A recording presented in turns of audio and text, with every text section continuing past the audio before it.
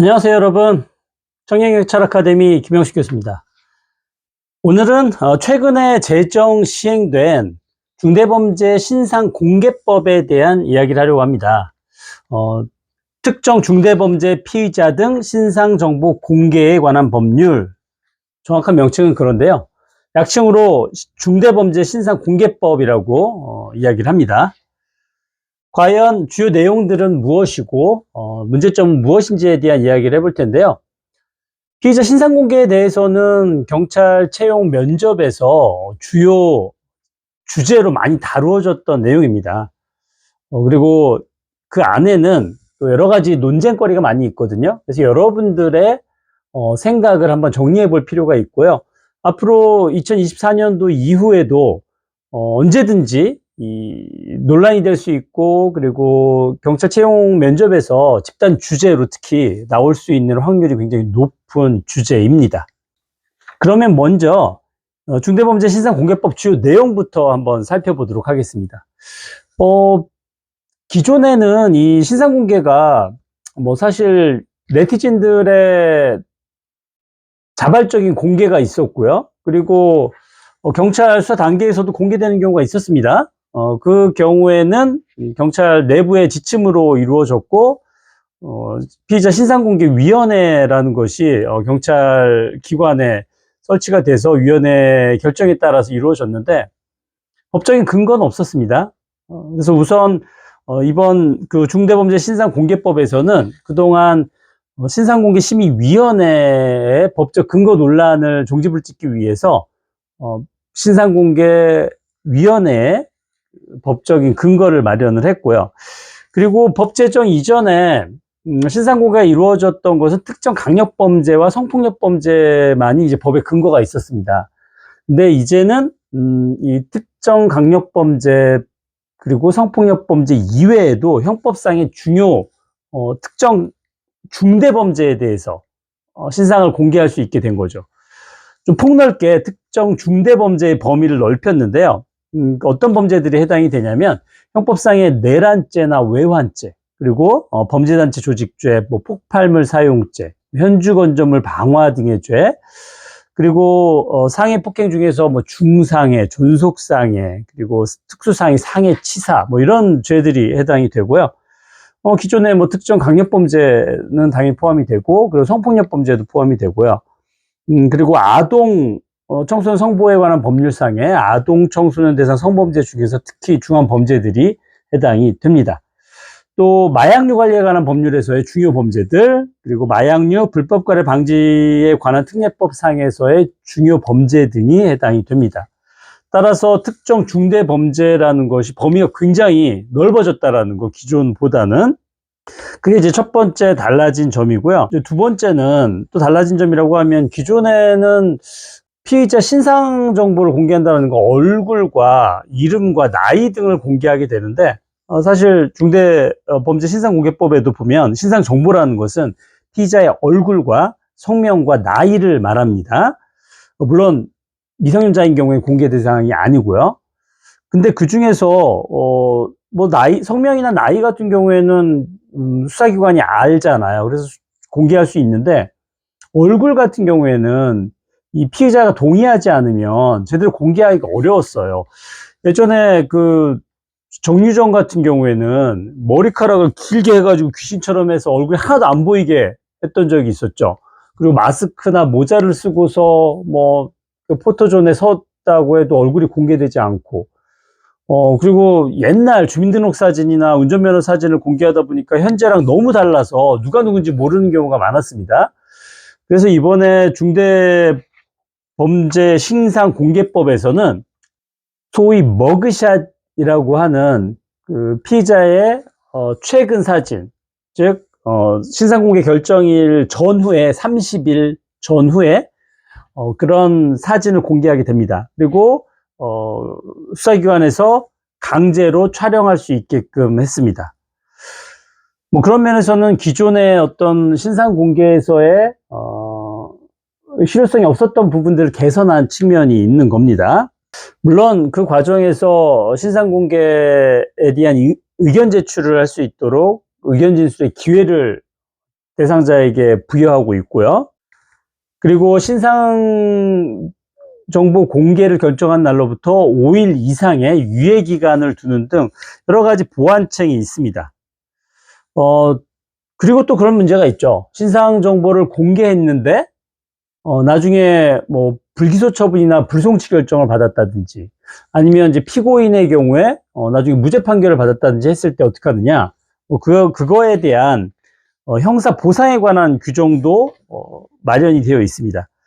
뭐 자세한 내용은 여러분들이 법령을 직접 보시면 되겠고요. 우리 그 법령상에 보면 형사보상 및 명예회복에 관한 법률이 있습니다. 이에 따라서 형사보상 및 그리고 그 이외의 손해에 대한 국가배상을 청구할 수 있도록 하고 있고요. 뭐 그런 면에서는 굉장히 촘촘하게 잘 만들어진 법이라는 생각이 듭니다. 또한 그동안에 좀 미비점으로 수사 단계에서, 그러니까 공소제기 이전에는 특정 중대범죄라는 것이 밝혀지지 않았다가 공소제기 이후에 특정 중대범죄가 발견이 돼서 공소장이 변경된 경우에, 그럼 피고인이라는 이유만으로 공개가 되지 않았었거든요. 왜냐하면 그 전에는 피의자 신상 공개만이 특정 강력범죄, 성폭력범죄에 적용이 됐었기 때문입니다. 근데 이제는 그런 미비점을 개선하고자 피고인에 대해서도 적용이 됩니다. 다만 공소제기 이후에 이런 특정 중대범죄가 발견이 돼서 공소장이 변경된 경우에만 허용이 되는 겁니다. 마찬가지로 뭐 그 절차에 대해서는 피의자에 대해서 하는 절차와 준용이 되고요. 그러면 이런 중대범죄 신상 공개 요건이 뭘까요? 요건은 크게 세 가지로 나눌 수가 있어요. 첫 번째는 범행 수단의 잔인성과 피해의 중대성입니다. 그리고 두 번째는 증거의 충분성이에요. 그리고 세 번째는 공익적인 필요성입니다. 일단 범행 수단이 잔인하고 중대한 피해가 발생해야 되는 거고요. 두 번째는 일단 피의자가 죄를 범하였다고 믿을 만한 충분한 증거가 있어야 됩니다. 충분한 증거가. 고도의 유죄 확률이 높아야 된다는 거죠. 그리고 세 번째는 공익적인 필요성인데, 공익의 종류가 뭐가 있을까요? 이 신상을 공개함으로써 얻게 되는 공익은 뭐가 있을까요? 가장 대표적인 게 국민의 알 권리죠. 그리고 두 번째가 피의자의 재범 방지, 그리고 세 번째가 범죄 예방, 세 번째는 일반 범죄 예방에 해당이 될 겁니다. 이렇게 이런 나쁜 죄를 저지르면 신상이 공개되니까 일반 국민들에게 위하적인 효과가 있다라는 거죠. 이렇게 세 가지 요건이 갖추어졌을 때 피의자 신상을 공개할 수 있고요. 그리고 그렇다고 하더라도 권한을 남용해서는 안 되고, 여러 가지 범죄의 중대성이나 범행 전후의 상황이라든지, 그리고 피해자 보호의 필요성이나 피해자나 유족의 어떤 의사를 고려해서 종합적으로 판단을 해야 되는 거고요. 그리고 인권을 고려해서 신중하게 결정해야 된다라고 이렇게 법령에는 규정이 되어 있습니다. 공개 방법은 공개 결정이 나고 유예기간이 지나고 나서 정보통신망을 이용해서 30일간 공개하게 되어 있습니다. 이게 전반적인 내용인데요. 근데 여러분 어떻게 생각하세요? 이 중대범죄 신상공개법 국민권익위에서 국민 의견 수렴을 했는데, 신상공개 대상 범죄를 확대하는 거에 찬성하냐 했더니 94.3%가 찬성했고요. 그리고 머그샷을 공개할 필요가 있느냐라고 했을 때도 95.5%가 찬성을 했습니다. 사회적으로 무리를 일으키는 중대 범죄자에 대해서 신상도 공개하고 정말 엄한 처벌도 하고 영원히 사회에서 격리시키고 싶은 마음이 굴뚝 같습니다. 근데 우리 헌법상에 무죄 추정의 원칙이라는 게 있고요. 그리고 현대 형법이라는 것은 책임주의에 입각한 그런 형벌을 부과하는데, 그런 근본적인 관점에서 이 중대범죄 신상공개법이 과연 정당한지 아니면 옳은지에 대해서 의문을 갖지 않을 수가 없습니다. 저는 개인적으로 피의자 신상공개에 대해서 정말 필요 최소한의, 아니면 저는 원천적으로 공개해서 안 된다라는 그런 입장을 가지고 있는 사람이거든요. 그런 차원에서 뭐 피의사실 공표죄라는 것이 우리나라에도 또 있는 거고요. 근데 오늘날에는 중대범죄자가 아니더라도 어떤 범죄자건 피의사실 공표되는 경우가 너무 많습니다. 대표적으로 연예인들이 그런 대상이 되고요. 물론 그럼 공인이니까 그런 걸 감수해야 되느냐? 그렇게 너무 쉽게 생각하기에는 그런 당사자들이 입게 되는 피해가 너무 크죠. 그리고 이 법 내에서도 여러 가지 문제점이 있습니다. 피의자 신상 공개 여부를 결정하는 게 이제 검사와 사법경찰관의 재량인데, 신상공개법이 제정이 되면서 대상 범죄들은 굉장히 늘어났어요. 그만큼 신상 공개를 할지 말지에 대한 여부를 결정할 검사와 사법경찰관의 판단 재량의 범위가 커졌다라는 건데, 신상정보공개심의위원회의 심의 의결 결과가 구속력이 없다라는 측면이 또 하나의 문제점으로 제기가 될 수가 있습니다. 그리고요, 피고인의 신상 공개의 경우에는 공소제기 이후에 새로운 것이 발견돼서 공소장 변경을 하게 되면 검사가 신상 공개를 청구할 수가 있거든요. 그러면 기존에 그 심리하던 재판부가 아니라 별도의 재판부에서 신상 공개 여부에 대한 결정을 합니다. 즉 사법적인 통제가 이루어지는 건데, 피의자 신상 공개는 공소제기 이전이죠.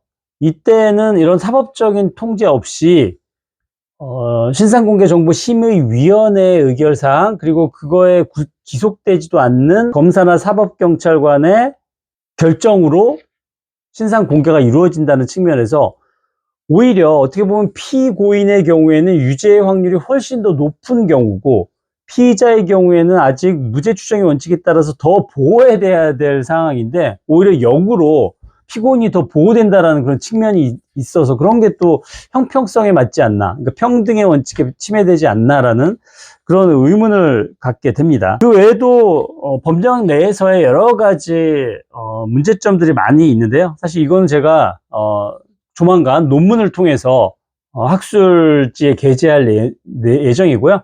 이 사항은 제가 유튜브에 자료를, 제 논문이 공개가 되면 그때 한번 여러분들 필히 한번 읽어보시면 피의자 신상공개제도에 대한 여러분들 생각을 정리하는 데 큰 도움이 되실 거라는 생각이 듭니다.